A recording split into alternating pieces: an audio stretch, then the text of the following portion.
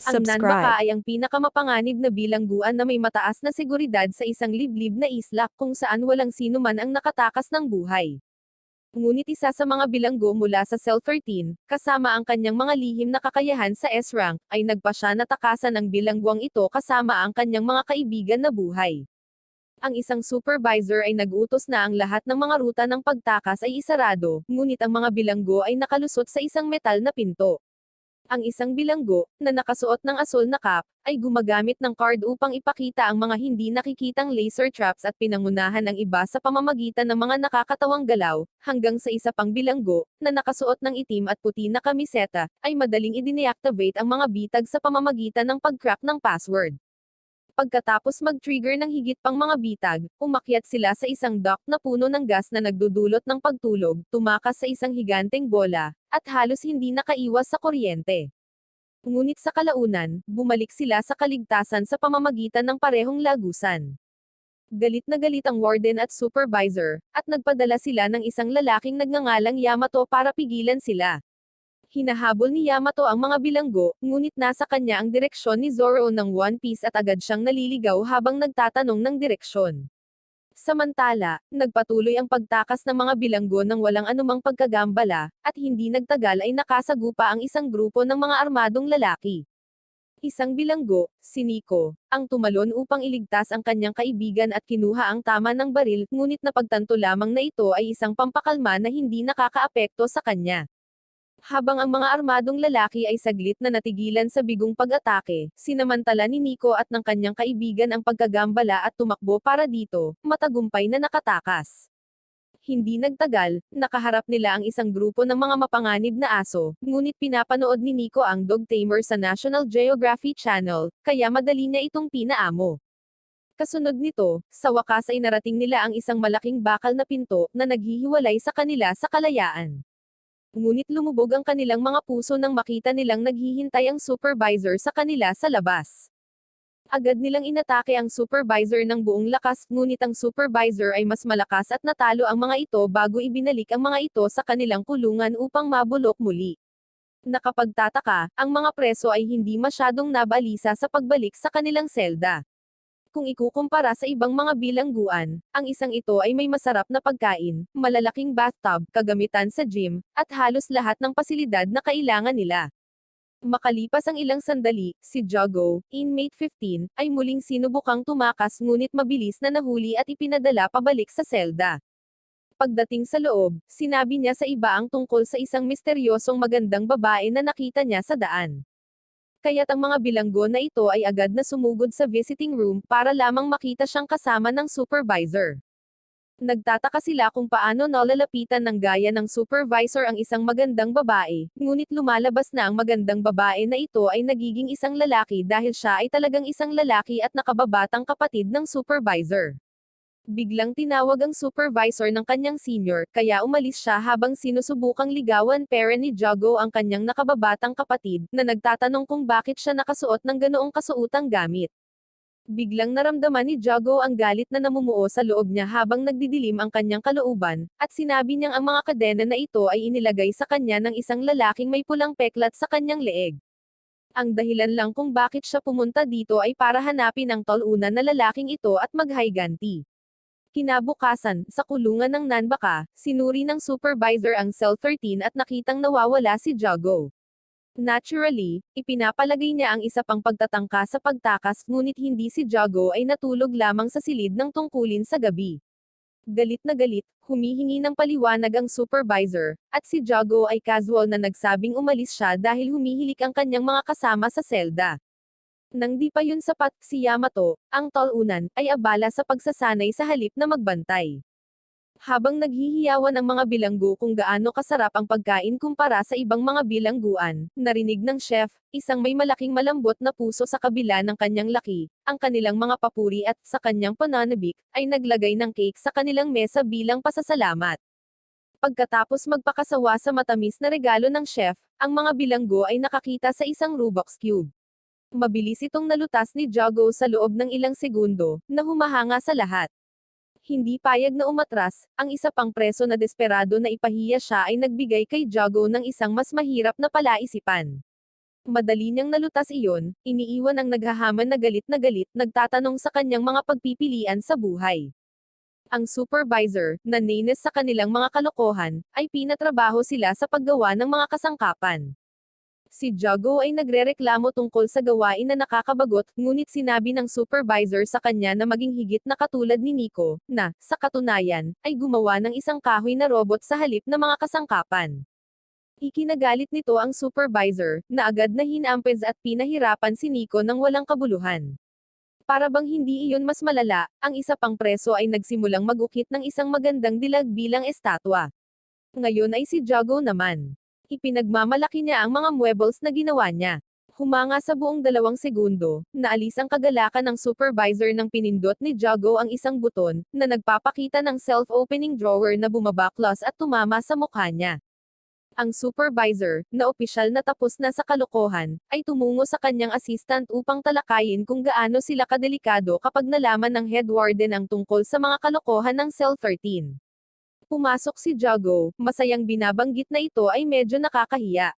Galit na galit, kinulong siya ng supervisor at sinabihan ang kanyang assistant na tingnan kung may nakatakas pa sa kanilang selda. Nang maglaon, sa pagsakay sa tren patungo sa punong tanggapan, nakipagpulong ang supervisor sa warden. Nilampasan niya ang isang grupo ng mga nakatakas sa surko, or kaya tila, ganap na binabalewala ang kanilang mga babala tungkol sa pagiging abala ng warden.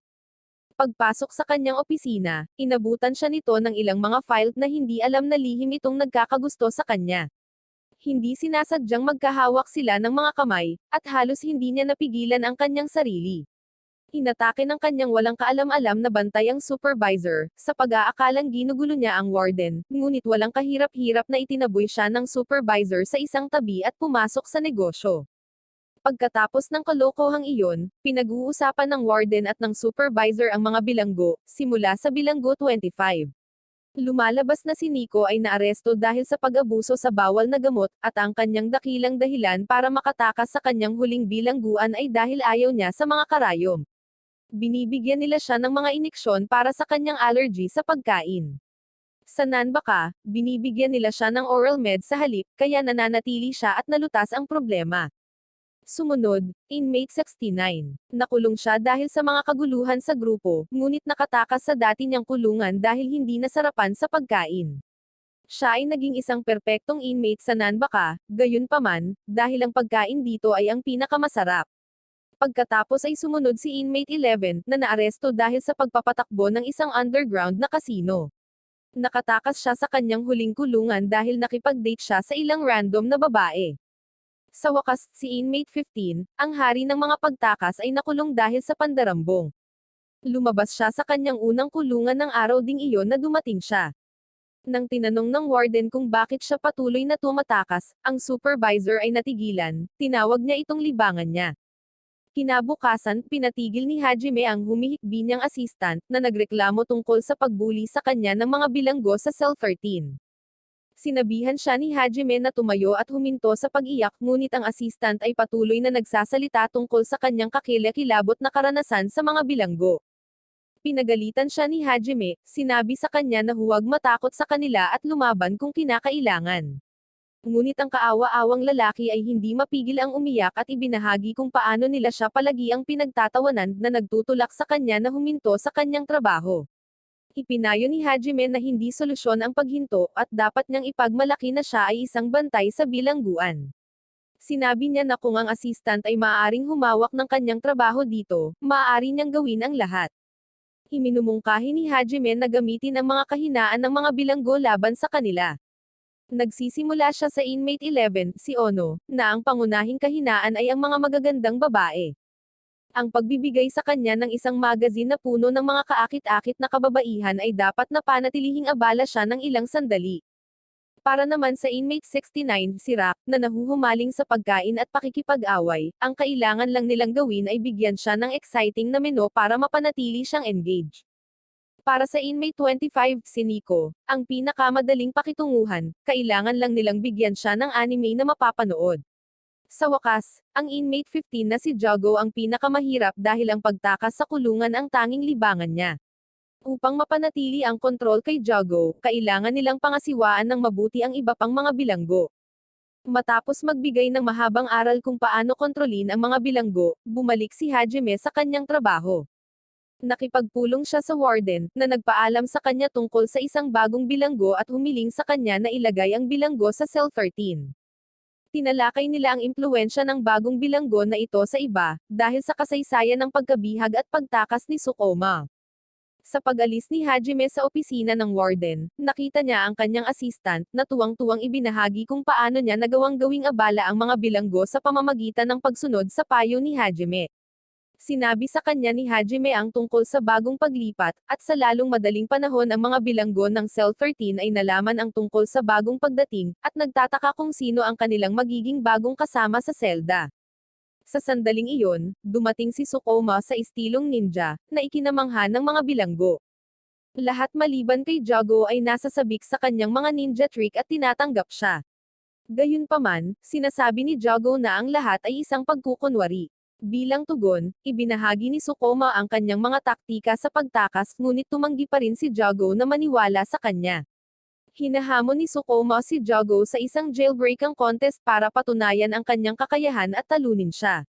Dahil sa galit, pinabagsak siya ni Jago sa lupa bago pumayag sa paligsahan. Nang maglaon nang suriin ng assistant ang mga bilanggo, hindi nila siya pinansin, na nagtulak sa kanya na magmadaling bumalik kay Hajime at muling magreklamo. Samantala, sinimulan ni Jago at Sukoma ang kanilang paligsahan, na sinundan ni Sukoma si Jago, tinawag itong isang ninja shadow technique. Ang iba pang mga bilanggo ay nagtitipon upang panoorin at i-cheer sila. Nagsisimula si Jago sa pamamagitan ng pagpili sa mga kandado ng gate, at paghahagis ng card para i-deactivate ang mga laser traps, habang si Sukoma ay sumusunod lang sa kanya na parang isang walang alam na tuta.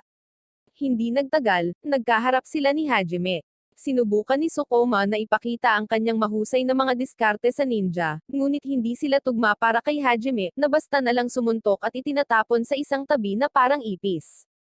Hindi napigilan, sinubukan ni Sukoma ang higit pang mga walang silbing pamamaraan, paghahagis ng mga dahon at talim ng ninja, ngunit sa kanyang kapabayaan, nagawa niyang bitagin ang sarili sa sarili niyang mga ninja moves. Nang maglaon, na-review ni Hajime at ng assistant ang CCTV footage at nadiskubre na kahit papaano ay nahanap ni Sukoma ang lahat ng nakatagong kamera at alam nilang nag-pose para sa bawat isa. Nagpasya si Hajime na dapat nilang ilipat ang makulit na lalaking ito sa Cell 11 at matapos na ito.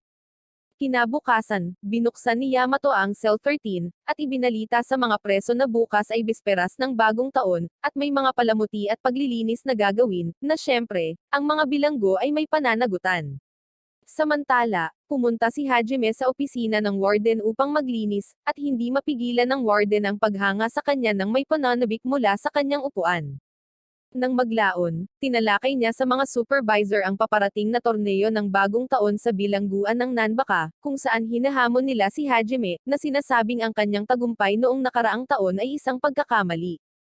Sa bilangguan, ginugunita ng mga bilanggo ng Cell 13 ang mga pangyayari noong nakaraang taon, na nagagalak sa mga alaala na kanilang ginawa sa ngayon, at nagpasya na lumabas sa bilangguan upang markahan ang pagsisimula ng bagong taon. Kinabukasan, lahat ay nagtitipon upang marinig ang mga anunsyo para sa paligsahan ng bagong taon. Binabasa ng isa sa mga supervisor ang mga pangalan ng mga kalahok at ipinapaliwanag ang mga patakaran. Ang mga bilanggo at opisyal mula sa bawat gusali ay nabuo sa mga koponan, at ang bawat miyembro ng nanalong koponan ay may napakagandang gantimpala.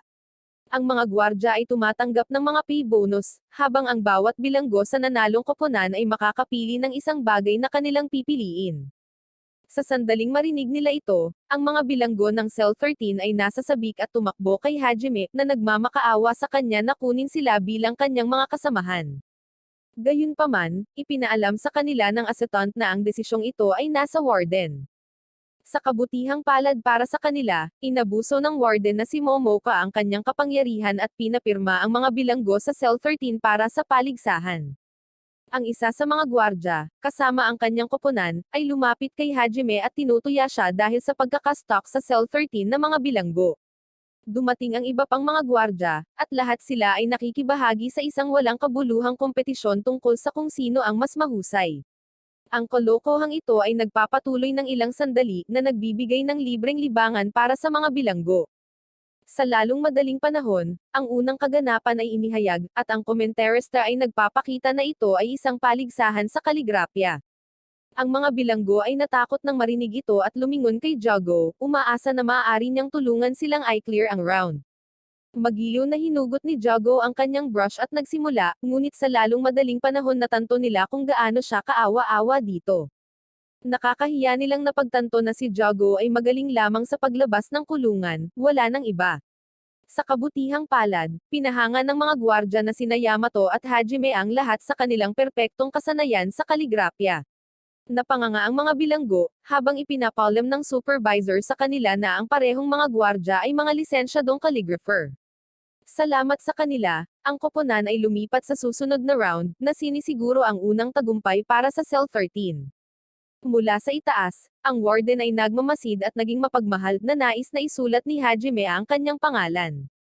Ang anunsyo para sa pangalawang kaganapan ay ginawa, isang paligsahan ng Moki Pounding at Daruma Drop, anuman ang ibig sabihin nito.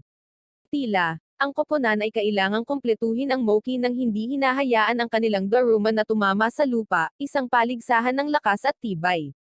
Nagdala si Yamato ng isang malaking martilyo at ibinigay ito kay Jago, na agad itong ibinagsak, hindi na nakayanan ang bigat nito. Ngunit nagawa ni Rock na buhatin ito at sumama kay Yamato para lumahok. Sinabihan siya ni Yamato na bantayan ang kanilang Daruma habang ginagawa niya ang paghampas. Nakaharap ni Rock si Leia, isang dating cellmate mula sa Building 5 na naghahangad na maghiganti. Nagpakita si Leia ng wala sa oras at galit na hinampers ang isa sa kanilang mga bloke na ikinagulat ni Rock. Nagbabatuhan sila ng insulto sa isa't isa at nagsimulang mag-away. Sinira ni Leia ang kanyang martilyo at hinarap si Rock, habang si Yamato ay nakaharap sa isang di kagwapuhan ngunit malakas na kalaban. Ang kalaban ay bumubulusok kay Yamato ng buong lakas, habang si Leia ay galit na sinasalakay si Rock na nagpapaliwanag kung paano siya natalo ni Rock matagal na ang nakalipas at mula noon ay naging misyon niya sa buhay na magsanay ng husto at talunin siya. Ngunit si Rock ay abala sa pangangarap tungkol sa Stone Oven na hihilingin niya bilang kanyang premyo kung siya ay manalo sa paligsahan na nakalilito sa lahat. Hindi nila maintindihan kung bakit siya hihingi ng isang walang silbing bagay gayong maaari naman siyang magkaroon ng kahit ano. Pagkatapos ng ilang labanan, pinatumba ni Rock si Leia gamit ang isang suntok at nag-iisang itinapon siya palabas ng tournament. Dahil sa inspirasyon nito, gumamit si Yamato ng isang mas agresibong diskarte at nanalo rin sa kanyang laban sa isang suntok na naglulunsad ng kanyang kalaban sa kalangitan. Pagkatapos, nanalo ang Cell 13 sa round na ito at umabant sa susunod. Ang susunod na kaganapan ay isang laro ng barahan na tinatawag na Han and Ishuk kung saan si Ono at ang assistant ng supervisor na si Vito, ay napili upang kumatawan sa Cell 13. Sa pagsisimula ng laban, iniisip ni Vito kung kaya ni Ono nang mag-isa or kung dapat niyang ipaliwanag ang mga patakaran sa kanya ng isang beses pa. Magsisimula ang laban, at kaharap ni Vito ang kanyang kalaban, na malinaw na minamaliit siya. Nang agarang manalo si Vito sa laban, gulat na tinitigan siya ng kanyang kalaban. Ngayon ay si Ono na, at tila nakikipagpunyagi siya sa isang magandang kalaban. Nagpupumiglas siya saglit, hindi niya kayang makipagsabayan sa kanya at sa kanyang kasamahan. Kinukutya nila siya sa pagiging mabagal, ngunit biglang, nakakuha ng ideya si Ono.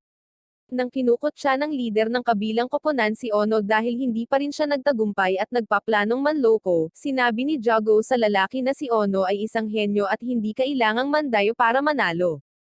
Habang sinasabi niya ito, mabilis na binago ni Ono ang kanyang taktika at natalo ang kanyang kalaban sa pamamagitan ng pagbabasa ng kanyang body language. Ang kaibigan ng kalaban ay pumasok at humarap kay Ono, ngunit muling ginulat ni Ono ang lahat sa pamamagitan ng pagkapanalo gamit ang parehong body language reading technique. Ang mga kalaban ay talagang naines, at ang isa sa kanilang mga buhok ay nagsimulang mabuo bilang mga arrow. Sinubukan ng kanyang kaibigan na pakalmayin siya, ngunit natalo siya muli ni Ono, na naging kwalipikado sa kanyang koponan para sa susunod na round. Samantala, may nakasalubong si Nico na tila lumulutang habang kinukuha ang kanyang gamot.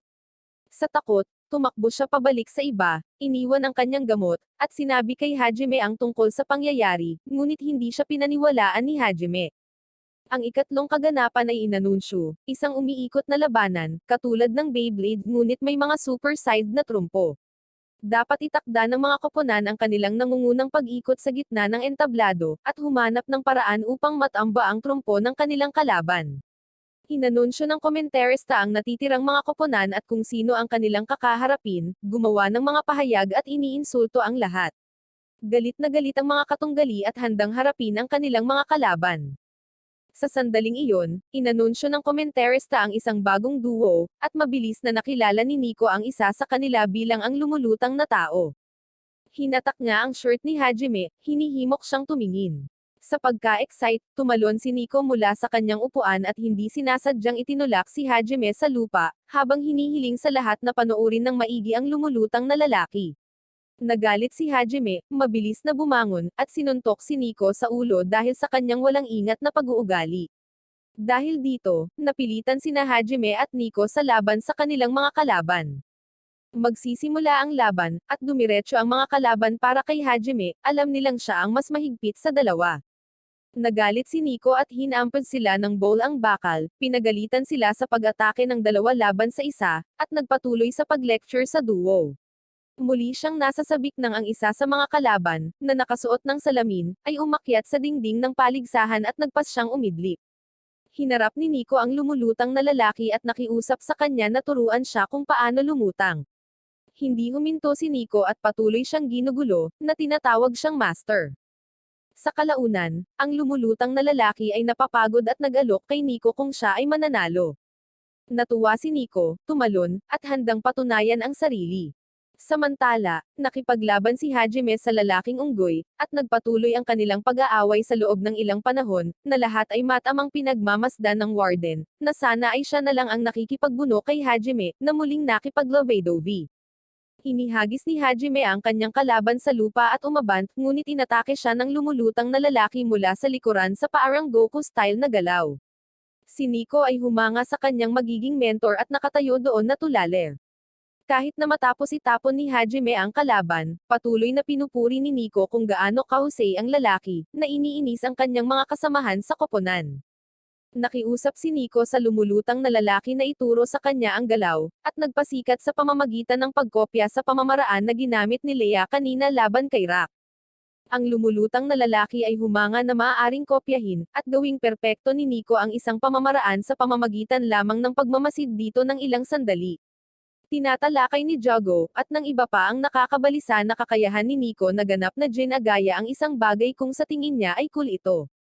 Si Nico at ang lumulutang na lalaki ay pabalik-balik, umaatake sa isa't isa, ngunit sa huli ay ibinagsak siya ni Nico, muli na hiniling na maging kanyang disipulo.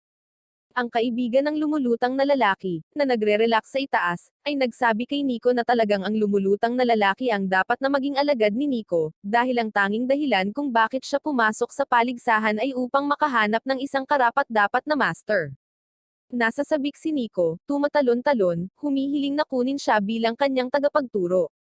Pagkatapos ay ibinunyag niya na kung manalo siya sa paligsahan, hihingi siya ng isang video game console, na iniiwan ang lahat sa hindi naniniwala sa kanyang kabalisaan.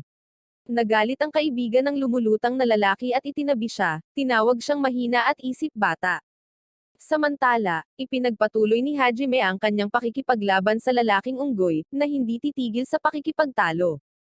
Inakusahan ng lalaking unggoy si Hajime na may itinatago tungkol sa mga bilanggo ng Cell 13, at sinabing nagsinungaling si Hajime sa warden nang sabihin niyang wala siyang problema sa Cell 13.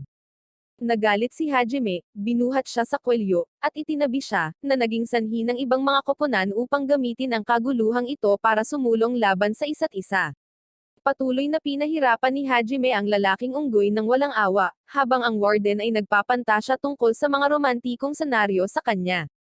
Nagpapatuloy ang labanan, at sinusubukan pa rin ni Nico na kumbensihin ang lumulutang na lalaki na kunin siya bilang isang disipulo.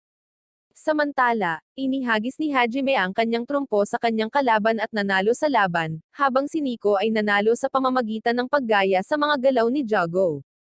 Pagkatapos, nanalo ang Cell 13 sa round na ito at nagpapatuloy sa final habang hinimatay si Nico sa pagod sa mga bisig ni Hajime. Naghahanda ang lahat para sa huling round, at ang warden ang nakakulong sa kanyang opisina, palihim na nagbabasa ng libro at namumula. Pumasok ang isa sa kanyang mga gwardya, hinihiling sa kanya na maghanda upang pangasiwaan ang paligsahan at inagaw ang libro sa kanyang mga kamay. Nagulat siya nang makitang puno ito ng dessert at masasarap na recipe. Mabilis niya itong binawi, niyakap sa kanyang katawan, sinasabing binabasa lang niya iyon dahil wala siyang ibang gagawin, ngunit sa totoo lang, natututo siya kung paano tuparin ang kanyang hindi nasusuklian na mga pantasyang kinasasangkutan ni Hajime. Di nagtagal, inilagay ng warden ang kanyang seryoso, makapangyarihang mukha at umalis para sa paligsahan kasama ang isang gwardya.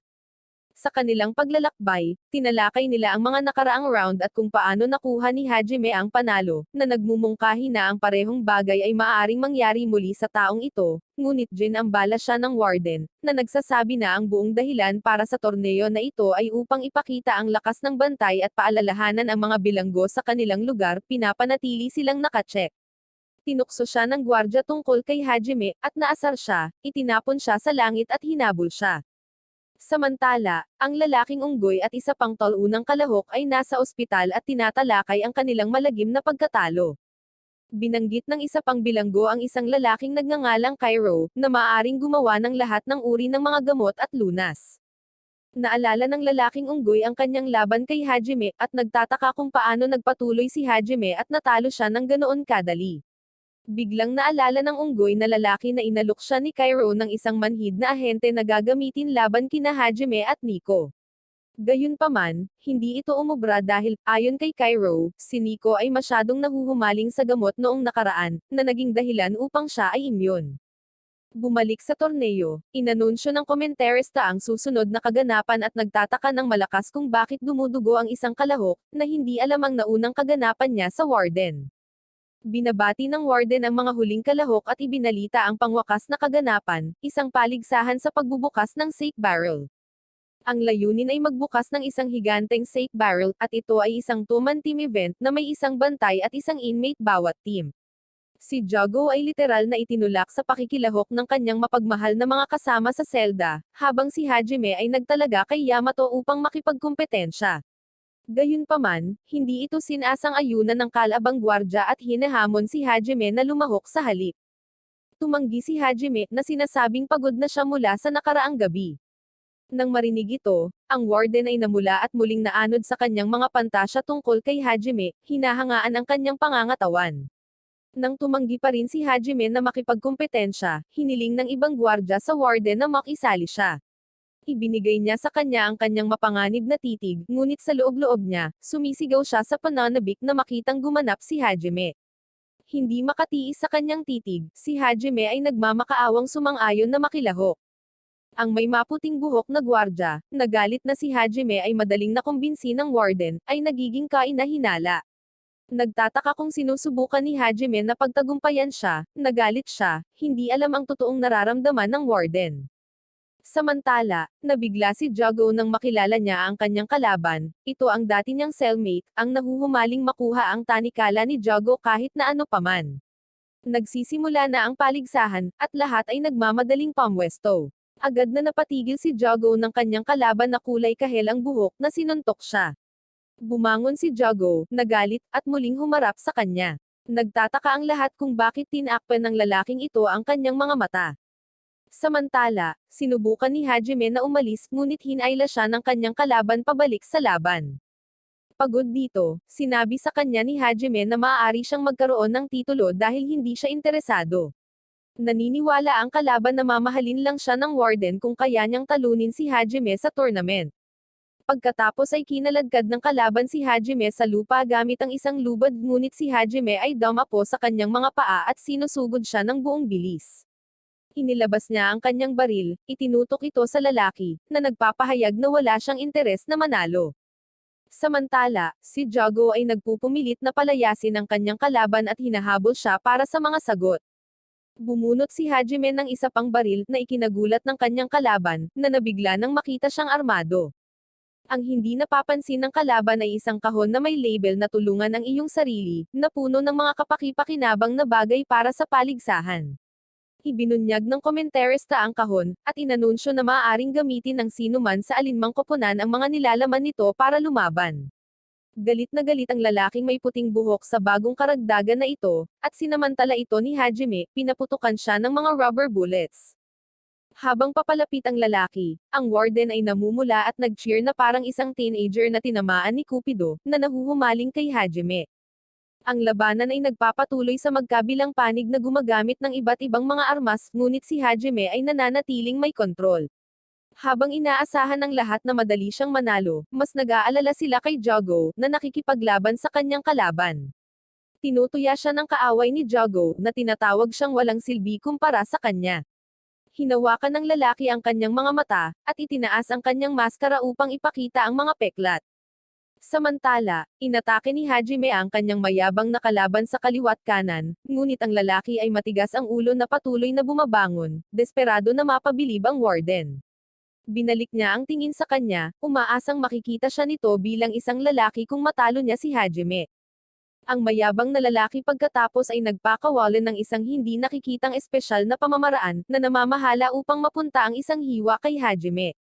Ang madla ay mausisa tungkol sa bagong pag-unlad na ito, at ang lalaking unggoy, na nanunood mula sa mga kinatatayuan, ay napagtanto na ang kalaban ay gumagalaw ng kanyang letigo sa isang hindi kapani-paniwalang bilis na ginagawa itong halos hindi nakikita at mahirap na iwasan.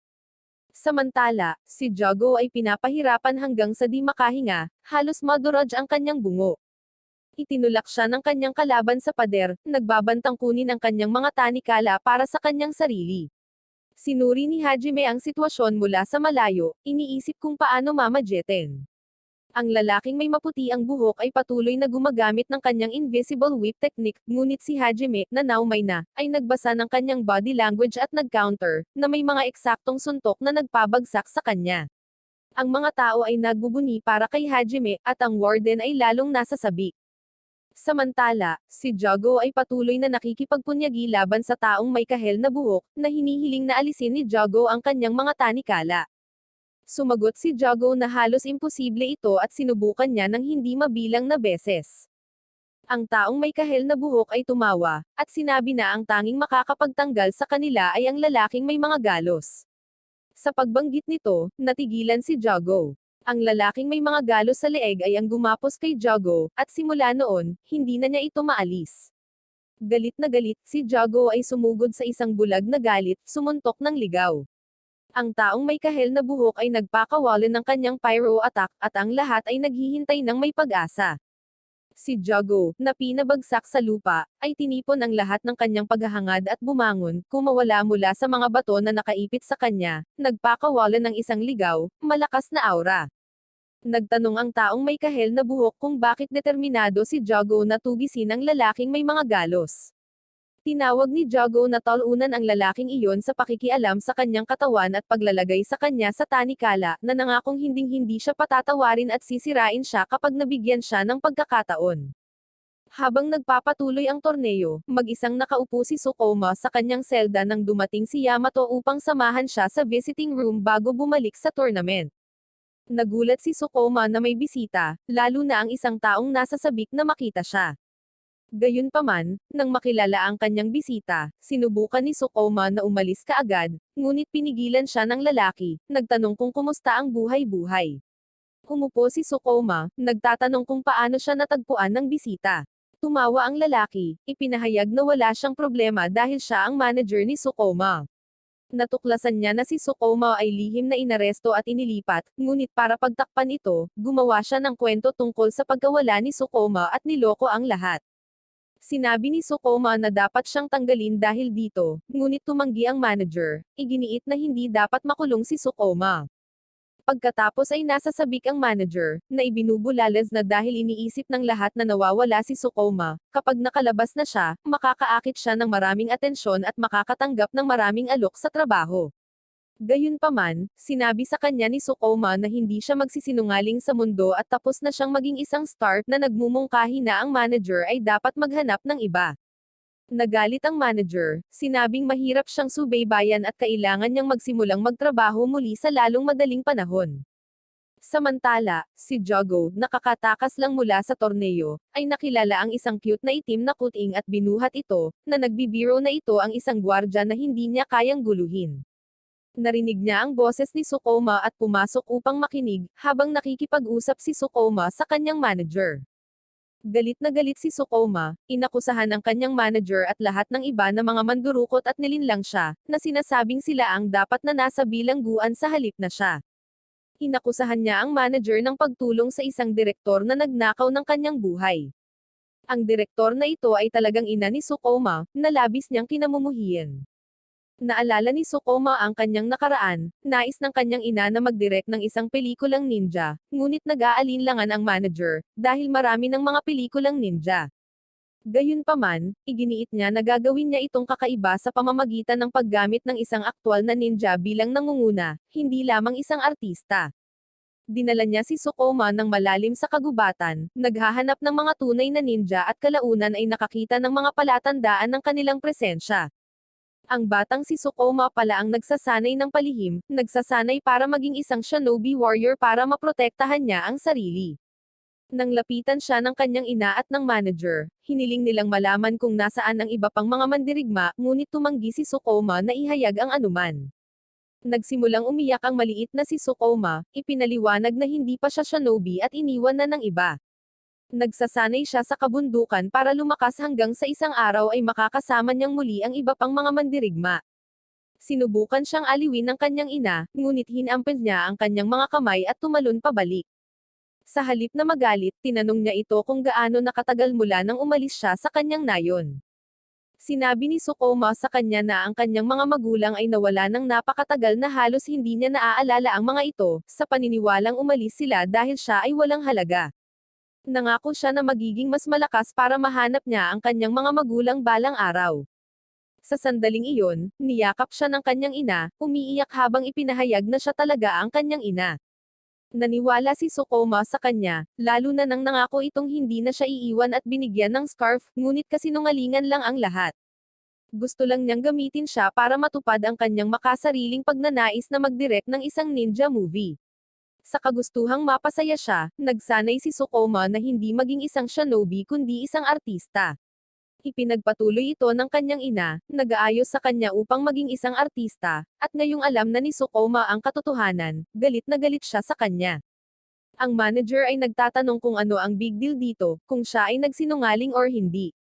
Naranasan ni Sukoma ang katanyagan at tagumpay, dapat siyang magpasalamat sa kanya sa pagpapalaki sa kanya, ang pangangatwiran ng manager, ngunit tumanggi si Sukoma, at sinabi na dapat ay naging shinobi na lang siya. Iniulat ng manager na hindi kailanman naging magaling si Sukoma sa pagiging shinobi ngunit may likas na talento sa pag-arte, isang bagay na nakilala ng direktor noong una. Kinuha niya siya para gawin siyang star. Nagpatuloy ang manager, na sinasabi kay Sukoma na magpasalamat sa buhay na mayroon siya, pera, katanyagan, karangyan, ngunit tinatanggihan ni Sukoma ang lahat ng ito, at sinabing ayos lang siya sa bilangguan. Sa pagkainis, lumabas siya at nakita si Jago na nakaupo sa labas kasama ang isang kuting. Humingi ng paumanhin si Jago sa pakikinig, at tinukso siya tungkol sa kanyang mukha ngayong natanggal na niya ang kanyang ninja mask. Tinanong ni Jago si Sukoma tungkol sa kanyang tunay na ugali. Inamin ni Sukoma na bagamat mahilig siya sa pag-arte, ang pagpapanggap bilang ibang tao ay naging popular at kaibig-ibig sa kanya, ngunit hindi sa kung sino talaga siya. Patuloy na hinahaplos ni Sukoma ang kuting, ipinapaliwanag na ang tunay na siya ay isang tool para matupad ang mga pantasya ng madla, at hindi niya kayang tuparin ang imaheng iyon. Nang napagtanto niya ito, tumakas siya at mula noon ay nahihirapan na siya. Ang kanyang mga kasanayan sa pagninja ay naging walang silbi, na hindi nagtagal ay natuklasan ng iba pang mga preso, ngunit hindi siya isang masamang artista, kaya't nagawa niyang ipagpatuloy ang pangangalakal ng ilang sandali. Pagkatapos ay isiniwalat ni Sukoma kay Jago ang tunay na dahilan kung bakit siya inaresto. Matapos tumakas, bumalik siya sa nayon upang ipagpatuloy ang kanyang pagsasanay sa shinobi at hanapin ang iba pa, ngunit gumala siya sa pribadong pag-aari at naaresto dahil sa pagpasok. Pakiramdam niya ay magiging masaya ang paglalaro ng papel ng isang nakatakas na bilanggo, ngunit napunta siya sa kulungan ng Nanbaka. Natagpuan ni Jago ang kwentong ito na parehong masaya at walang silbi. Tinanong ni Jago si Sukoma kung plano niyang umalis anumang oras sa lalong madaling panahon, ngunit sinabi ni Sukoma na hindi, na comfortable siya rito, kung saan siya mismo. Nag-aalok sa kanya si Jago ng ilang payo, na sinasabi sa kanya na hindi niya kailangang magpakita ng palabas para sa sinumang nasa bilangguan at maaari siyang maging tunay na sarili niya rito. Sa paligsahan, galit na galit si Jago matapos marinig ang tungkol sa lalaking may mga galos na naglagay sa kanya sa tanikala. Ang kanyang puot ay nagpapakita ng pagbabago, ang kanyang mga tanikala ay sumanib sa kanyang katawan habang inaatake niya ang taong may kahel na buhok, sinisira ang kalahati ng arena sa proseso, ngunit ang taong may kahel na buhok ay wala kahit saan. Ang warden ay nag-uutos ng kontrol sa pinsala habang ang kaguluhan ay naganap na ang lahat ay tumatakbo sa takot. Nagulat ang mga tao sa biglaang pagbabago ni Jago, at sa matinding pagkawasak na idinulot niya. Si Jago, na mas galit na ngayon, ay naglunsad ng panibagong pag-atake sa taong may kahel na buhok, na kahit papaano ay nakatiis at nakipag-away. Ang warden ay nagtataka kung ang pagbabagong anyo ni Jago ay nauugnay sa mga tanikala, sa pag-aakalang maaaring iba ang ginagawa nila sa kanya. Hindi sigurado kung paano haharapin ang sitwasyon, inutusan niya ang mga gwardya na hulihin ang parehong mga bilanggo. Nagmadali si Hajime at ang iba pa upang sundin ang kanyang mga utos, ngunit binato sila ng taong may kahel na buhok ng apoy at patuloy na nakikipaglaban kay Jago. Hinihiling ni Jago na ang taong may kahel na buhok ay magbunyag ng impormasyon tungkol sa lalaking may peklat na nagbabantang dukitin ang kanyang mga mata tulad ng ginawa niya noon, ngunit hindi pinansin ng taong may kahel na buhok si Jago, sinabing hindi na siya pabaya, at patuloy silang naglalaban.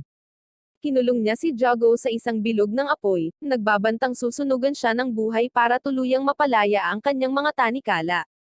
Inutusan ng supervisor ang lahat na lumikas sa arena habang mas mapanganib ang laban.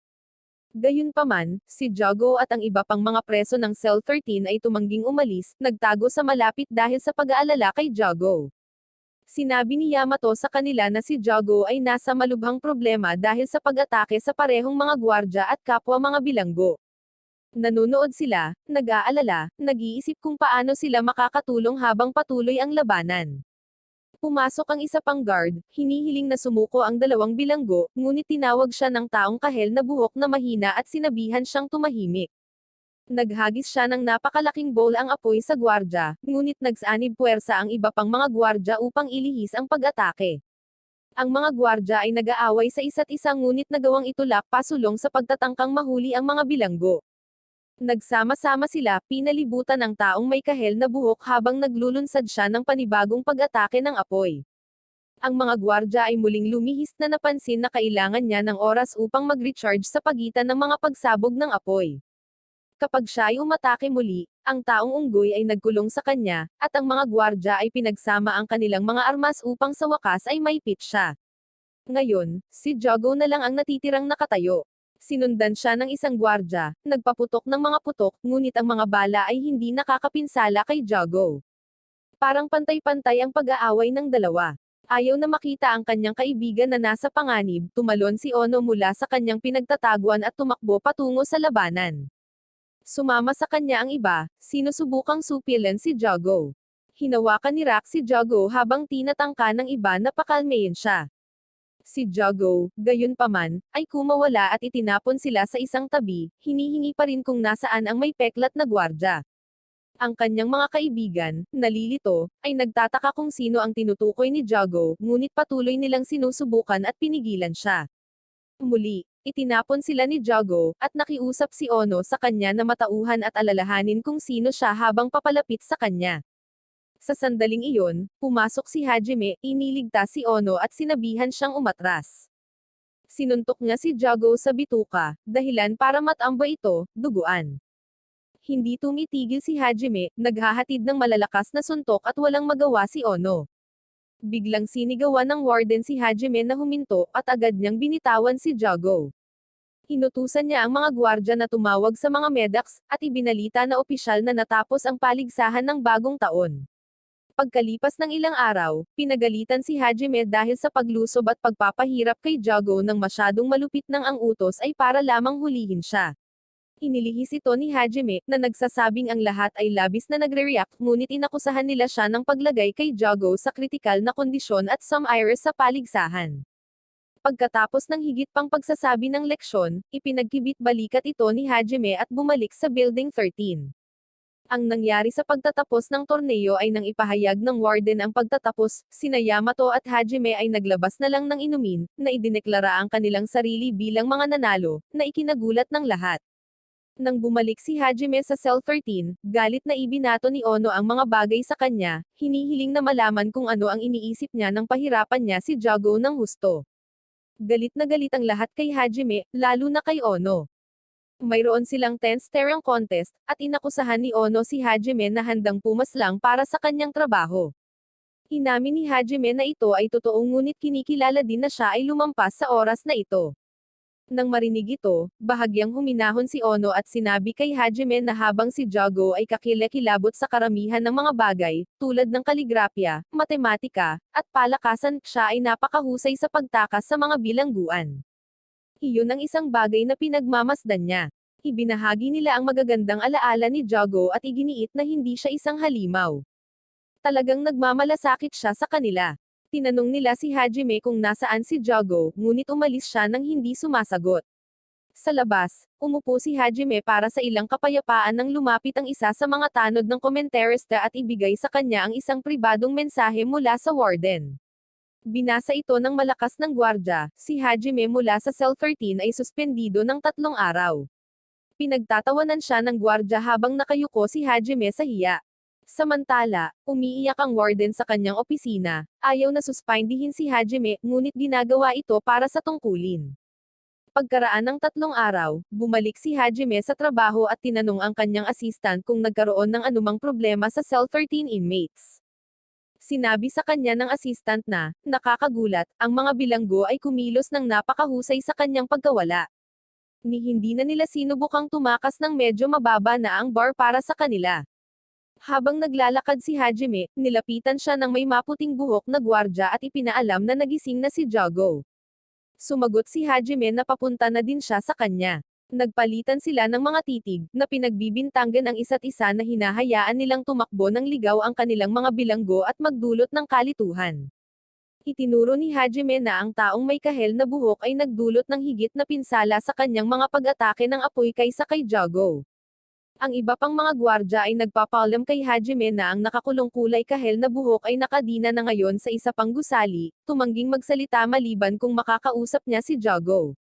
Nanunuya si Hajime, na nagsasabi na ang taong may kahel na buhok ay malinaw na mas iniisip kaysa sa mapagkaibigang pag-uusap, ngunit ipinaliwanag ng mga gwardya na ang pagpayag sa dalawang ito na mag-usap ay makatutulong sa kanila na matuklasan ang pinagmulan ng kanilang mga kapangyarihan.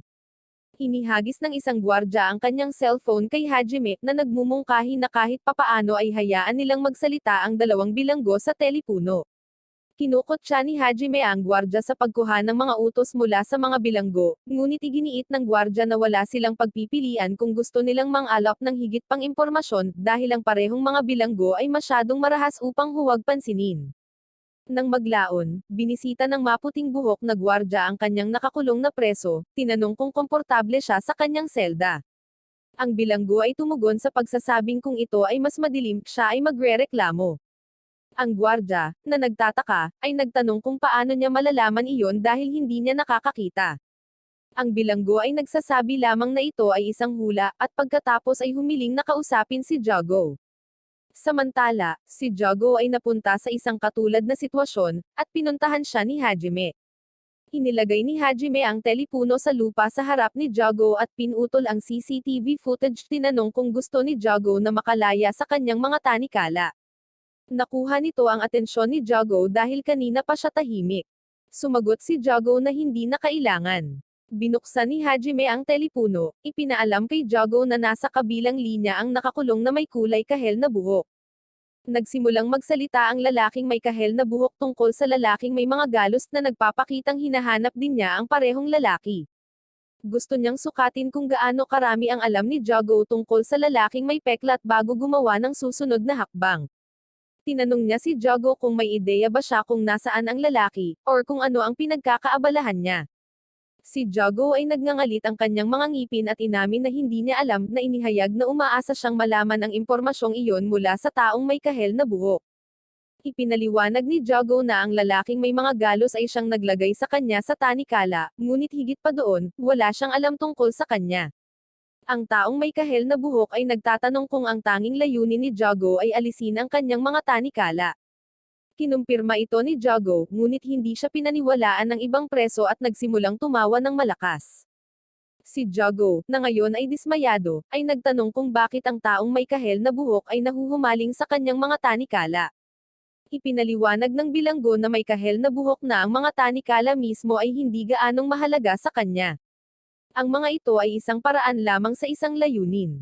Tutulungan siya ng mga ito na mapalapit sa lalaking may peklat para tuluyan niya itong mapaslang. Nabigla, tinanong ni Jago kung bakit siya pumunta sa ganoong kalabisan. Ang kulay kahel na buhok na preso ay patuloy na nagpapaliwanag na tulad ni Jago, siya ay pinahirapan ng taong may peklat, ngunit sa mas mahabang panahon. Ginawa silang dalawa ng lalaking iyon na mga halimaw, ngunit mas matagal itong tiniis ng nakakulong kulay kahel na buhok. Nagpatuloy siya sa paglalarawan kung paano siya nagdusa ng husto, patuloy na nagpupumilit na maunawaan ang kanyang kapangyarihan. Isang araw, nagpakita ang lalaking may peklat na nagpakilalang isang scientist. Nangako ang scientist na aalisin ang paghihirap ng orange-haired inmate ngunit malayo iyon sa nangyari. Sa halip, sinamantala ng siyentipiko ang kanyang pangangatawan at natatanging kapangyarihan para sa kanyang sariling mga eksperimento. Si Jago, nalilito, ay nagtanong kung paano ito posible kung isasaalang-alang ang kanyang kapangyarihan sa apoy na tila lampas sa agham. Sumagot ang may kulay kahel na buhok na bilanggo, na sinasabi kay Jago na mag-isip muli. Ang kanyang sariling mga tanikala ay lampas din sa agham. Siya ay patuloy na nagpapaliwanag na kahit na minsan siya ay itinuturing na isang kakaiba para sa kanyang kakaibang mga kakayahan, ang mga siyentipiko ay ginawa siyang isang tunay na halimaw. Binago siya ng lalaki upang kontrolin ang kakayahang magsunog sa halip na pagalingin siya at gawing normal na tao. Sa sobrang galit at pagkadismaya, sinubukang tapusin ng orange-haired inmate ang scientist sa pamamagitan ng apoy nito, ngunit madaling nasira ng lalaki ang apoy at nasugatan siya ng husto bilang kapalit. Tinanong ni Jago kung ang lalaking may peklat, ang mad scientist, ay mayroon ding mga tanikala tulad ng sa kanya. Kinumpirma ito ng orange-haired inmate at sinabing ang mga kadena ng scientist ay naging blades tulad ng ginawa ni Jago. Galit, naunawaan sa wakas ni Jago kung bakit gusto ng taong may kahel na buhok ang kanyang mga kadena para mapantayan niya ang kapangyarihan ng siyentipiko at mapaslang siya. Kinumpirma ito ng nakakulong na may kulay kahel na buhok, at muling tinanong si Jago para sa mga tanikala, ngunit tumanggi si Jago, at sinabi sa kanya na ito ay isang masamang ideya. Ang preso, gayunpaman, ay walang pakialam basta ito ay nagbibigay sa kanya ng pagkakataong maghayganti. Pagkatapos ay isiniwalat niya na hindi na niya magagamit ang kanyang apoy dahil ang mga doktor dito ay nagtanim ng isang bagay sa loob niya, tulad ng isang computer chip na pinipigilan ang kanyang kapangyarihan. Iyon ang dahilan kung bakit hindi niya magagamit ang kanyang apoy upang makatakas sa kulungan ng Nanbaka, at sa ngayon, siya ay natigil dito. Nang matapos ang tawag, tinawag ni Jago na tulala ang taong may kahel na buhok, ngunit sumingit si Hajime, at sinabing mas malala pa si Jago.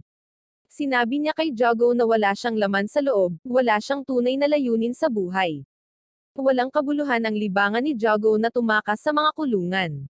Nagpatuloy si Hajime, na itinuturo na kung si Jago ay may tunay na hangarin or motibo, malalaman niya kung bakit sinabi sa kanya ng taong may kahel na buhok ang kanyang kwento. Kahit na tila walang kabuluhan ngayon, noong unang dumating si Jago sa Nanbaka, may layunin siya sa unang pagkakataon, ang makatakas. Ngunit hindi niya ito lubos na ipinangako, or nagawang manatiling malaya dahil natatakot siya sa kung ano ang mangyayari kung talagang tatakas siya. Kaya naman pinatagal pa niya ang kanyang mga pagsisikap para makawala. Sinubukan ni Jago na makipagtalo nang sabihin sa kanya ni Hajime na sa kaibuturan ng kanyang kalooban, siya ay natakot. Alam niyang papalapit na siya sa kanyang target, ang scientist, at kung gusto niya talagang mahanap siya, may natuklasan na siya ngayon. Sumang-ayon si Jago, sinumpa ang kanyang mga tanikala, at nagsimulang magmuni-muni sa kanyang pagkabata. Noon, hindi siya kailanman nag-enjoy or nagnanais ng anuman sa buhay. Umiiral lang siya. Napagtanto niyang wala rin siyang pakialam sa paligsahan at nakilahok lamang dahil sa iba. Siya ay hindi kailanman nagkaroon ng anumang tunay na mga interes or libangan, ngunit nang ang mga tanikala ay inilagay sa kanya sa unang pagkakataon, nagkaroon siya ng motibo upang mahanap ang siyentipiko. Gayunpaman, iyon ay bago niya naunawaan kung ano talaga ang mga tanikala at ang kapangyarihang hawak nito. Pagkatapos ay iniisip niya ang tungkol sa kanyang mga kaibigan at ang kanilang kahulugan ng layunin. Nasisiyahan sila kahit sa mga pinakasimpleng bagay at nagkaroon ng kahulugan sa kanilang buhay. Aminado si Jago na nakaramdam siya ng selos sa kanila, ngunit sa kabila noon, masaya siyang kasama ang mga ito. Kaya naman hindi talaga siya nag-effort para makatakas. Pero ngayon, natatakot siyang itakwil siya ng kanyang mga kaibigan pagkatapos makita ang naging halimaw na side niya. Nagsisisi siya sa pananakit sa kanila at pinag-isipan pa niyang putulin ang kanyang mga paa. Tinawag siya ni Hajime na talunan, at sinabi sa kanya na ang pagtatago sa sitwasyon ay hindi makakalutas ng anuman. Tinanong niya si Jago kung bakit talaga siya pumunta sa Nanbaka noong una. Noong una, sinabi ni Jago na hinanap niya ang siyentipiko, ngunit pagkatapos ay napagtanto niyang nagsisinungaling siya sa kanyang sarili. Sa pagkadismaya, sumigaw siya, tinanong si Hajime kung ano ang dapat niyang gawin. Sinabi sa kanya ni Hajime na dahil nanalo sila sa paligsahan, maaaring hilingin ni Jago ang anumang gusto niya bilang kanyang premyo, ngunit kailangan niyang magdesisyon ng mabilis. Biglang naalala ni Jago kung ano ang gusto ng kanyang mga kaibigan, ang kanilang mga kagustuhan, at ang mga bagay na kanilang ikinatuwa. Sa wakas ay naiintindihan niya na hindi siya tunay na masaya noon. Pinapakain lang niya ang kanilang kaligayahan. Pagkatapos ay sinabi niya kay Hajime kung ano ang gusto niya, isang pagkakataon. Sumang-ayon si Hajime na sinasabi na patatawarin si Jago sa kanyang mga aksyon sa panahon ng paligsahan at maaaring bumalik sa Cell 13. Sa loob ng 3 araw ng pagsususpend, ang Cell 13 ay natigilan ng malaman na hindi na siya ang kanilang supervisor. Sa halip, ang may puting buhok na gwardya na si Kenkairo ang pumalit. Maging ang ibang mga gwardya ay pare-parehong nagulat sa pagbabago, dahil ang warden ay naninindigan sa pagpapanatili ng kapayapaan sa Cell 13, kasama ang lahat ng mga gwardya na nag-aambag. Si Kenkairo ang pinaka-naasar sa sitwasyon, ngunit hindi niya magawang suwayin ang utos ng warden. Nag-aatubili, sinimulan niya ang kanyang bagong tungkulin at nagsasagawa na ng ika-25 na pagsusuri sa Cell 13. Ipinaalam niya sa mga bilanggo ang tungkol sa pag-unlad ni Jago, ipinaliwanag na si Jago ay ginagamot sa isang espesyal na pasilidad at hindi maaaring magkaroon ng anumang bisita sa ngayon. Nagulat ang mga bilanggo nang matagpuan nila ang mga lalaki mula sa infirmary, ang mga parehong natalo nila sa paligsahan. Gayunpaman, nagtaka sila nang makita ang mga lalaki na kumikilos na parabang sila ay malubhang nasugatan sa kabila ng kanilang maliliit na sugat. Nagtataka, tinanong ng mga bilanggo ang doktor tungkol sa kalagayan ng mga lalaki. Ipinaalam sa kanila ng doktor na maghintay ng kanilang turn, at binanggit na maaaring makaranas si Nico ng matagal na epekto mula sa paligsahan. Ipinaliwanag niya na ang kakayahan ni Nico na gayahin ng iba ay maaaring nagdulot ng ilang uri ng impeksyon. Sa sandaling iyon, pumasok ang isang robot na nurse na nagngangalang Kago, at agad na nabighani sa kanya sina Ono at Rak. Sinimulan nila siyang guluhin para makipag-date habang si Nico, bilang sa kanyang karaniwang sarili, ay nagtanong kung maaari siyang matulog sa kanyang kandanggan. Ang tatlo ay hindi nagpakita ng paggalang sa kawawang robot na nurse na patuloy na nang iistorbo sa kanya. Sa ikalawang araw ng pagsususpend ni Hajime, mas lumala ang mga pangyayari. Isang creepy red-haired guard ang itinalaga bilang supervisor. Nagdilim ang mood sa pagbanggit ng pangalan ni Jago, at napag-usapan ng mga preso kung paano sila naapektuhan ng kawalan niya. Sa pagtatangkang iangat ang kanilang espiritu, nagpasya silang lumikha ng isang pekeng Jago sa pamamagitan ng pagguhit ng kanyang ulo sa isang pahayagan. Sawa na sa kanilang mga kalokohan, nagpasya ang bagong supervisor na bigyan sila ng leksyon sa layout ng Nanbaka. Ipinakita niya ang isang mapa ng Japan at ipinakita sa kanila ang mga larawan ng mga pasilidad ng bilangguan. May sinehan pa nga, pero para lang sa mga gwardya. Dahil sa pagdurog sa pag-asa ni Nico, ipinaliwanag ng supervisor na ang mga bilanggo ay pinagsama-sama ayon sa kanilang mga krimen, katangian, at kakayahan at itinalaga sa mga gwardya na pinakamahusay na namamahala sa kanila. Samantala, nagpasya si Ono na umidlip kasama ang pekeng Jago, na ikinagalit ng bagong supervisor, na sinipa siya sa kanyang sarili. Ang supervisor ay nagbigay ng mga puntos. Si Narak at Nico ay nakatanggap ng 9 at 10, ngunit si Ono ay binigyan lamang ng 2. Galit na galit, nakipagtalo si Ono sa supervisor. Maya-maya lang ay dumating na ang assistant para tingnan sila, curious sa ingay, pero walang modo din ang mga preso sa kanya. Sa panahong ito, kahit na sa kanyang pagkasuspend, si Hajime ay gumagawa pa rin ng mga papeles na labis na nag-aalala sa kanyang kapatid. Nag-aalala siya tungkol sa kanyang labis na trabaho sa kanyang sarili kahit na suspendido. Sa ikatlo at huling araw ng pagsususpend kay Hajime, isang bagong supervisor, isang malaunggoy na gwardya, ang namamahala. Tinanong niya ang assistant tungkol sa pag-uugali ng preso at nasiyahan sa sagot. Gayunpaman, nang suriin niya ang cell 13, nakita niyang natutulog ang mga preso. Galit na galit, sinigawan niya ang mga ito dahil sa pagiging tamad. Sa takot na makaladkad sa isa sa matitinding sesyon ng pagsasanay ni Yamato, ang mga bilanggo ay mabilis na tumalon mula sa kama at tumakas, ngunit mabilis silang nahanap ni Yamato at sinubukan silang hikayatin na sumali sa kanyang sesyon ng pagsasanay. Kinatatakutan ito ng mga bilanggo na nangangamba sa kanilang buhay. Si Sukoma, gayunpaman, ay sabik na sumali at pinag-usapan ang kahalagahan ng pagsasanay para sa isang ninja, na labis na ikinatuwa ni Yamato. Ang mga bilanggo, na desperado na umiwas sa pagsasanay, ay nagsimulang gumawa ng mga dahilan, kahit na nagkunwari na si Jago ay nagkaroon ng ilang matagal na hindi maipahayag na sakit. Nagtipon sila sa paligid ng pekeng Jago, nagbibigay ng kanilang mga pekeng pakikiramay na parang nasawi na ito. Naghinala ang malaunggoy na supervisor sa kanilang pag-uugali. Nang subukan ni Rock na gumawa ng isa pang dahilan, inutusan ng supervisor si Yamato na kaladkarin siya palayo. Ang supervisor ay nagmuni-muni sa pagganap ni Rock sa panahon ng paligsahan at nagpasya na oras na para sa lahat na umalis, ngunit si Ono ay nagtago sa likod ni Nico bilang pagsuway. Nag-alinlangan ng supervisor, ayaw niyang magalit si Nico at mag-trigger ng isa pang outburst tulad ng nangyari noong tournament, na mapipilitan siyang sumulat ng paumanhin sa mga opisyal. Si Rock, na nakadama ng tensyon, ay nagsiwalat na si Nico ay uminom ng kanyang gamot noong araw na iyon, na tiniyak sa supervisor na siya ay kumikilos ng normal. Gayunpaman, gusto pa rin ni Rock na makasama sina Ono at Nico sa kanyang kapalaran habang kinaladkad siya ni Yamato. Pagkatapos ay itinulak ni Yamato ang natitirang mga bilanggo sa isang matinding sesyon ng pagsasanay hanggang sa sila ay halos maubos. Pagkatapos, lumipas ang 3 araw ng pagkakasuspinde ni Hajime, at bumalik tayo sa kasalukuyan. Sa wakas ay pinakawalan si Jago mula sa kanyang pagkakakulong, at pinahahalagahan ang malinaw na asol na kalangitan pagkatapos ng mahabang panahon. Hinayla siya ni Hajime pabalik sa cell 13, at habang nasa daan, tinanong ni Jago kung bakit sinabi sa kanya ng orange-haired inmate ang lahat ng mga bagay na iyon. Inamin ni Hajime na hindi niya alam, ngunit mayroon siyang magandang hula, gusto ng taong may kahel na buhok na sundan ni Jago ang scientist. Dahil nakuha na ang kanyang fire powers, hindi na siya makaganti at gusto niyang si Jago ang gagawa nito. Pagkatapos ay idinagdag ni Hajime na malamang na inilagay ng siyentipiko ang mga tanikala kay Jago upang maperpekto ang mga ito para sa kanyang sariling paggamit, na tinatrato si Jago bilang isang guinea pig lamang. Nang tuluyang makabalik si Jago sa kanyang selda, tuwang-tuwa ang lahat nang makita siya, maliban kay Ono, na masama ang loob na iniwan sila ni Jago.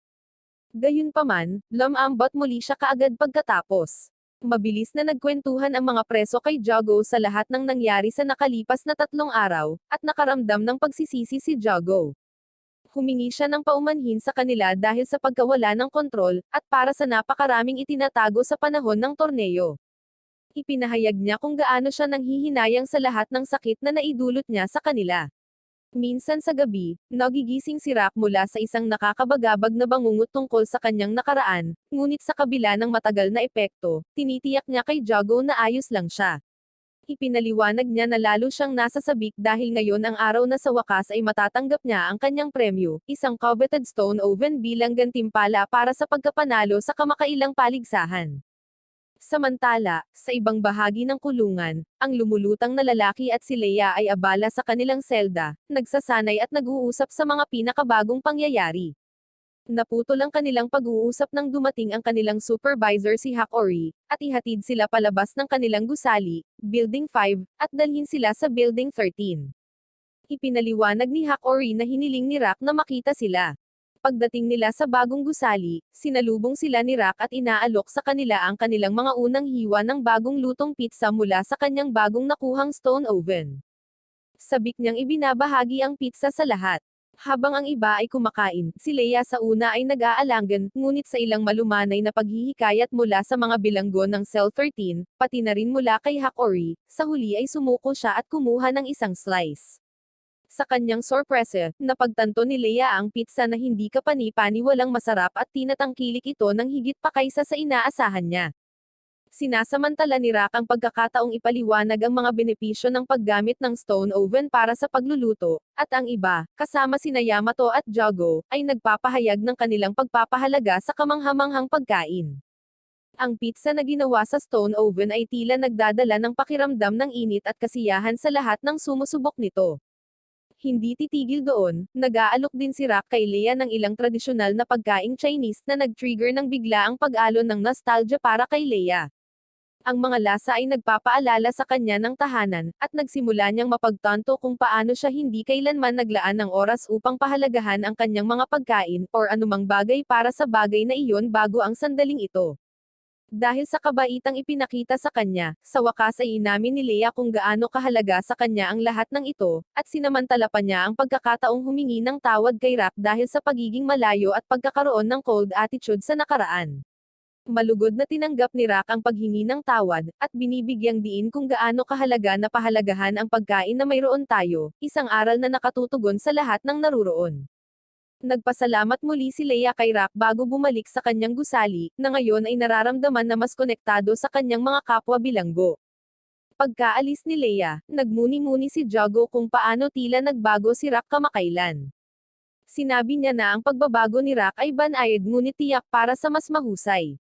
Ang pagmumuni-muni na ito ay nagiging sanhi ng pag-iisip ni Rock sa sarili niyang marahas na nakaraan, partikular ang pang-aabuso na dinanas niya sa mga kamay ng malulupit na gwardya sa isang dating kulungan. Naalala niya kung paano siya pinaalis ni Jogo sa kakilekilabot na lugar na iyon, at tinatrato siya ng pagkain pagkatapos. Ito ay isang pagkain na kinain ni Rock sa nilalaman ng kanyang puso, isang bagay na hindi niya naranasan sa mahabang panahon, at nagdulot ito sa kanya ng napakalaking kaligayahan. Si Jogo, sa kabilang banda, ay walang natatandaan na gumawa ng anumang bagay na partikular na makabuluhan para kay Rock, ngunit si Rock ay tinalikuran lamang ito ng isang ngiti, na tinitiyak kay Jogo na higit pa ang ginawa niya para sa kanya kaysa sa kanyang napagtanto. Idinagdag ni Rock na balang araw ay mahahanap din nila ang paboritong pagkain ni Jogo, na nagpapahiwatig ng magandang kinabukasan.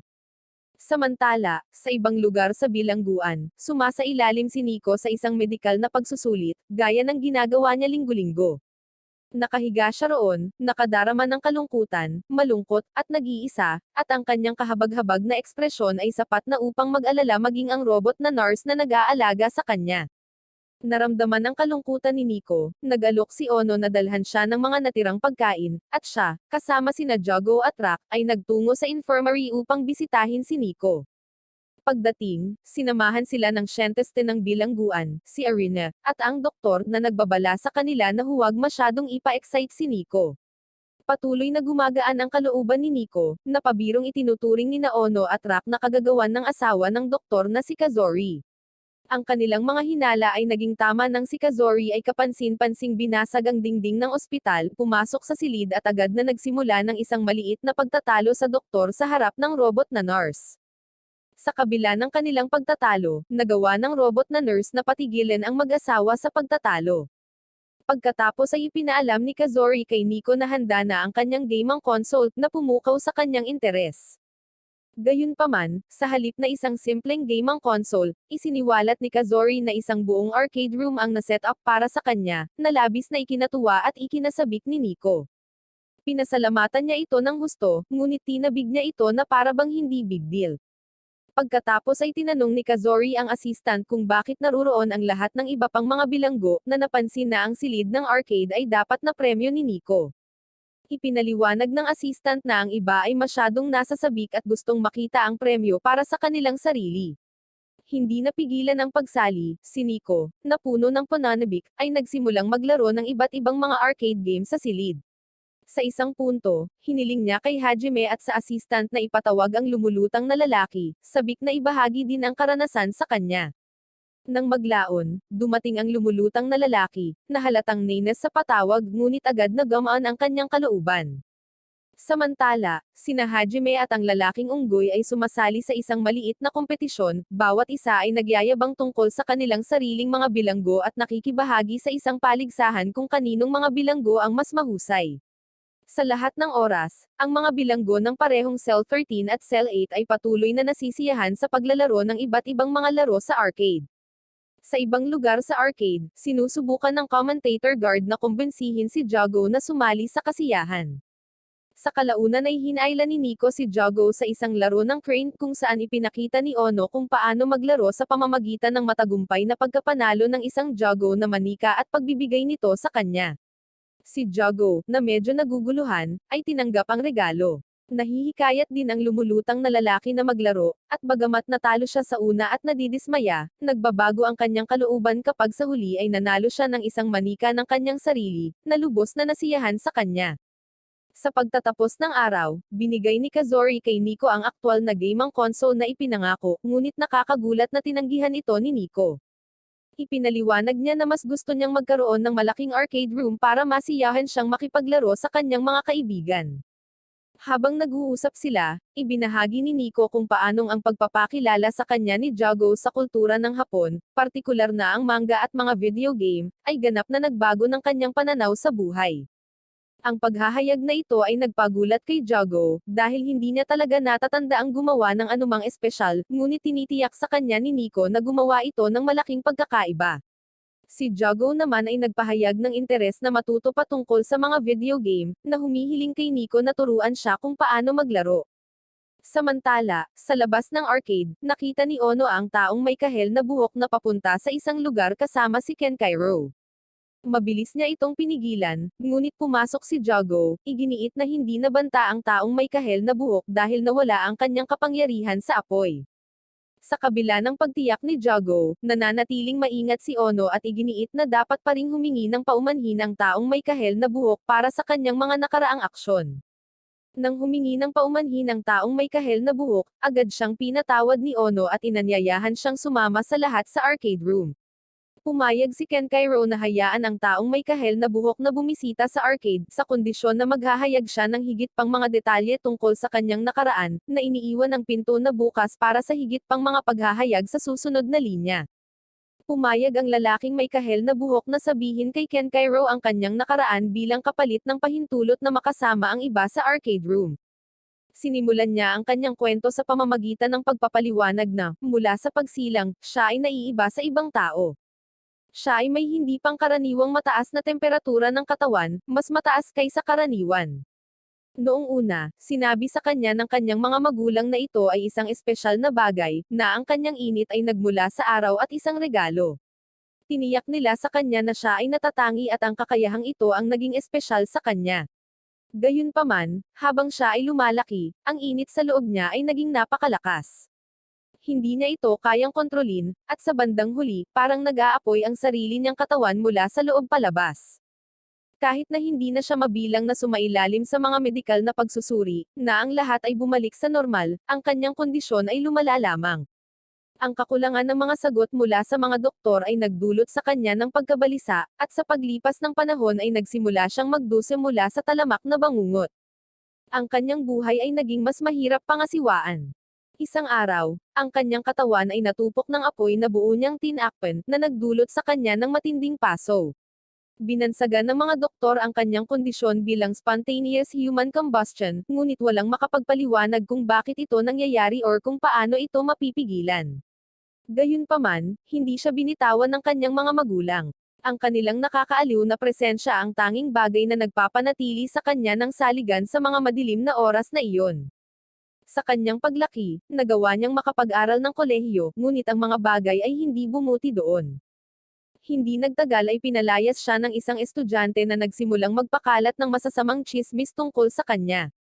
Sinasabi ng mga tsismis na siya ay isang arsonist na naging sanhi ng pagkatakot sa kanya ng ibang mga estudyante. Siya ay iniwasan, at marami ang dumating upang hamakin siya dahil sa mga kasinungalingang ito. Dahil sa kawalan ng pag-asa at pag-iisa, huminto siya sa kolehiyo at umuwi sa kanyang mga magulang, umaasang makakahanap ng kaginhawaan. Pero sa pagdating niya, mas lalong gumuho ang mundo niya. Natagpuan niya ang kanyang bahay na nilalamon ng apoy. Sa sobrang takot niya, naroon din ang lalaking nagpakalat ng tsismis tungkol sa kanya noong kolehiyo, na inakusahan siyang nagsunog ng bahay na some iris sa tahanan ng kanyang pamilya. Di nagtagal, dumating ang mga pulis, at sa kabila ng kanyang pagiging inosente, naniwala sila sa mga kasinungalingan ng lalaki at kumilos upang arestuhin siya. Nataranta, ang lalaking may kahel na buhok ay lumaban sa pag-aresto, at muli, ang kanyang katawan ay sumabog sa apoy habang siya ay nasusunog sa harap ng mga nanonood. Napaatras sila sa takot, tinawag siyang halimaw. Sa sandaling iyon, nawalan siya ng lahat ng pag-asa at pagnanais na lumaban, na nagpapahintulot sa kanyang sarili na makulong ng walang anumang pagtutol. Sa una, ang pagiging nasa kulungan ay parang isang kaganhawahan, na para bang ito ay isang santuwaryo mula sa labas ng mundo. Hindi na siya banta sa sinuman, or kaya naisip niya. Pero isang araw, nilapitan siya ng isang misteryosong lalaki na may galos.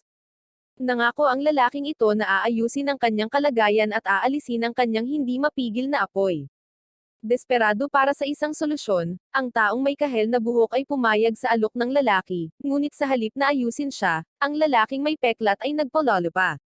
Pinahusay niya ang kakayahan ng taong may kahel na buhok na kontrolin ang apoy, na nagpapahintulot sa kanya na ipatawag at manipulahin ang mga apoy sa kalooban ng hindi dumaranas ng anumang pisikal na pinsala. Nagpagalit ito sa kanya, dahil gusto lang niyang mawala ang apoy, hindi upang magkaroon ng higit na kontrol sa mga ito.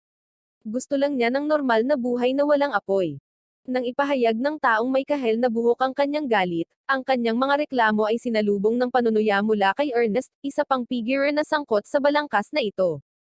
Ibinunyag ni Ernest na siya ang nanuya sa kanya bilang isang estudyante sa kolehiyo, at siya ang nag-frame sa taong may kahel na buhok. Ang lahat ay bahagi ng isang pamamaraan na gamitin siya para sa kanilang mga baluktot na eksperimento. Galit na galit ang lalaking may kahel na buhok, inatake si Ernest at sinubukang tapusin ang lalaking may peklat gamit ang kanyang apoy. Gayunpaman, ang lalaking may peklat ay higit na makapangyarihan kaysa sa inaakala niya. Walang kahirap-hirap niyang inalis ang apoy gamit ang kanyang mga talem, at sa sumunod na labanan, hiniwa niya ang isa sa mga mata ng taong may kahel na buhok, na nag-iwan sa kanya ng permanenteng peklat. Habang natapos ang pagkukwento ng taong may kahel na buhok, nagdududa siya kung paniniwalaan siya ni Ken Cairo. Kung tutuusin, wala siyang ebidensya para i-back up ang kanyang mga claim. Sa kabila ng kanyang pag-aalinlangan, ipinahayag niya ang kaluwagan na wala na siyang kapangyarihang kontrolin ang apoy, dahil nasa likod niya ngayon ang bahaging iyon ng kanyang buhay. Laking gulat niya, naniwala si Ken Cairo sa kanyang kwento. Ipinaliwanag ni Ken Cairo na bago siya naging prison guard, nagtrabaho siya bilang isang pulis na nag-iimbestiga sa mga kaso na kinasasangkutan ng mga bilanggo na ginagamit para sa eksperimento ng tao. Siya ay nagbitiw sa puwersa nang walang naniwala sa kanyang mga sinasabi, at siya ay naging isang bantay sa bilangguan upang ipagpatuloy ang kanyang paghahanap para sa hustisya mula sa loob. Ipinangako ni Ken Cairo sa taong may kahel na buhok na tutulungan niyang ilantad ang mga taong nang abuso sa kanya, at hanggang sa sila ay maharap sa hustisya, ang dalawa ay nagkamayan, na bumuo ng isang hindi inaasahang ugnayan sa kanilang ibinahaging pagnanais na maihayag ang katotohanan. Samantala, sa ibang lugar sa kulungan, si Ono at ang lalaking may violet na buhok ay nasa gitna ng mainit na pagtatalo. Inimbitahan ni Ono ang mga preso mula sa gusali ng tatlo upang bisitahin ang kanyang bagong planong arcade room, ngunit hindi natutuwa ang lalaki tungkol dito. Sa kabila ng pagtatalo, kinaladkad siya ng kaibigan niya patungo sa bakanteng silid. Pagdating doon, ipinaliwanag ni Ono na gusto niyang ang pagtatayo ng arcade room ay isang collaborative effort sa mga bilanggo, sa halip na isang bagay na ginagawa niya ng mag-isa. Dumating sina Hajime, Yamato, at ang assistant, dala ang isang set ng muebles na binili gamit ang perang kinita ni Ono. Maya-maya, pumasok ang isang lalaking unggoy sa silid kasama ang mga preso mula sa Cell 8, dala ang isang lumang mesa ng mahogany. Nang sila ay nagkakaayos na, dumating ang commentator guard sa engranding paraan, na ikinagugulat ng maraming tao sa kanyang malaking koleksyon ng mga laro, na kinabibilangan ng mga dartboard, billiard table, at higit pa. Tuwang-tuwa ang mga bilanggo, habang si Hajime, gaya ng dati, ay naiinis sa kaguluhan. Ang dalawang lalaki ay nagpapahanga sa iba sa pamamagitan ng pagpapakita ng kanilang mga kasanayan sa darts at pool. Maya-maya, dumating si Ken Cairo, dala ang lalaking may kahel na buhok para makasama siya sa kasiyahan. Nang maglaon, inutusan ni Hajime ang lahat na bumalik sa kanilang mga selda, ngunit ang kanyang utos ay sinalubong ng malalakas na protesta at pagtutol mula sa mga bilanggo na nagsasaya sa oras sa arcade. Nang gabing iyon, magkasamang nakaupo sina Jago at Ono, nagmumuni-muni sa mga pangyayari sa araw na iyon. Si Jago, na may pakiramdam ng pagkakasala, ay nagtataka kung karapat-dapat ba siyang magkaroon ng ganitong kasiyahan kung isasaalang-alang ang buhay na kanyang pinangunahan at ang kanyang oras sa bilangguan. Si Ono, sa kanyang karaniwang walang taktika na paraan, ay itinuro ang mga dahilan kung bakit maaaring hindi karapat-dapat si Jago, ngunit mabilis na idinagdag na sa kabila ng kanyang nakaraan, si Jago ay isang mabuting tao pa rin. Hinihikayat niya siyang mas makihalubilo at matutong magsaya sa buhay kahit na sa loob ng bilangguan. Nakaramdam ng lakas ng loob, lumabas si Jago sa kanyang selda at tumungo sa labas kung saan tinitingnan niya ang kalangitan sa gabi sa isang pambihirang sandali ng kagalakan at kalayaan. Ngunit ang kanyang sandali ng kapayapaan ay nawasak sa lalong madaling panahon ng hindi kanais-nais na hitsura ni Ernest na nagdadala sa mga kaganapan sa araw sa isang nagbabala na pagtatapos. Tinutuya ni Ernest si Jago, sinabihan siyang patawanin siya. Nalilito at nabigla sa hitsura ni Ernest, hindi siya nakilala ni Jago. Habang galit si Jago, nag-teleport si Ernest papunta sa isang kalapit na tangke ng tubig. Natutuwa, ipinahiwatig niya na magkasama silang naglaro noong nakaraan, naiwan si Jago na nagpupumilit na maalala ito. Muling nag-teleport si Ernest, tila aatakihin si Jago, ngunit isa lamang itong ilusyon. Si Ernest ay patuloy na nag-teleport, nagtatanong kung naaalala ni Jago ang lalaking nagsapanganib ng lahat para protektahan siya. Si Jago, na naiinis, ay humiling kay Ernest na ihinto ang pagiging misteryoso at sa halip ay magpaliwanag. Si Ernest ay tumutuya pa, tinawag si Jago Specimen 15 at iginiit na ginagamit niya ang mga armas na ibinigay sa kanya upang mang-alap ng higit pang data. Sinumpa ni Jago si Ernest, tinatanggihan niyang saktan ang iba gamit ang mga talem na pinilit sa kanya. Si Ernest, galit na ngayon, ay pinaababa si Jago at tinutukan ng kutsilyo ang kanyang kamay, inutusan siyang itigil ang pang-iinsulto sa kanyang amo, habang si Ernest ay nagsasabi ng masama tungkol sa kung paano niya dapat pinaslang si Jago noon. Nag-flashback si Jago ng isang lalaking nag-alay ng kanyang buhay para tulungan siyang makatakas. Nagbanta si Ernest na tatapusin ang lahat sa paligid ni Jago kahit na ang kanyang misyon ay makuha lamang ang utak ni Jago. Mapanuksong binabaybay niya ang isang linya sa mukha ni Jago, nagbabantang kukunin ito. Desperado, pinakawalan ni Jago ang kanyang braso ng espada ngunit kinokontrol ang kanyang kapangyarihan, lumaya at nasira ang sandata ni Ernest. Muli, ito ay nahayag na isa pang ilusyon. Nasiyahan sa data na nakolekta, si Ernest ay naghahanda na umalis na hinihimok si Jago na gamitin ang kanyang mga talem. Nang magtanong si Jago tungkol sa isang taong nagngangalang Musashi, itinanggi ni Ernest na kilala niya si Musashi ngunit nagbabala siya na babalik siya at nagbanta na gagamitin ang mga kaibigan ni Jago bilang mga lab na daga. Tumalon siya, nangakong bibisita ulit. Napailing, natakot si Jago para sa kaligtasan ng kanyang kaibigan. Kinabukasan, may napansin si Rock, ngunit iginiit ni Jago na ayos lang siya. Nang gabing iyon, determinadong protektahan sila, lumabas si Jago para takasan ang Nanbaka ng tuluyan. Gayunpaman, sina Ono, Nico, at Rock ay nagising na sabik na sumama sa kanya habang tumutunog ang alarma sa bilangguan at na-lockdown ang Nanbaka. Nakarating si Jago sa huling pinto para lamang makitang naghihintay si Hajime. Sa kagustuhang protektahan ang kanyang mga kaibigan, ikinulong sila ni Jago sa loob at naghanda na harapin si Hajime ng mag-isa. Sina Jago at Hajime ay sumabak sa isang matinding labanan, na parehong pinakawalan ang kanilang buong lakas. Bago pa lumala ang mga pangyayari, dumating ang assistant at binuksan ang tarangkahan, na pinayagan sina Ono at Rock na mamajetin. Itinigil nila ang away at ipinaalala kay Jago ang mga pangakong ginawa nila. Napagtanto na ang kanyang lugar ay kasama ng kanyang mga kaibigan, si Jago ay nanumpa na paprotektahan sila at hindi na muling tatakas. Samantala, sa kabila ng karagatan, mayroong isang napakalihim na hindi magugulong bilangguan, na kinikilala bilang numero 1 sa mundo, na wala pang nakakatakas hanggang ngayon.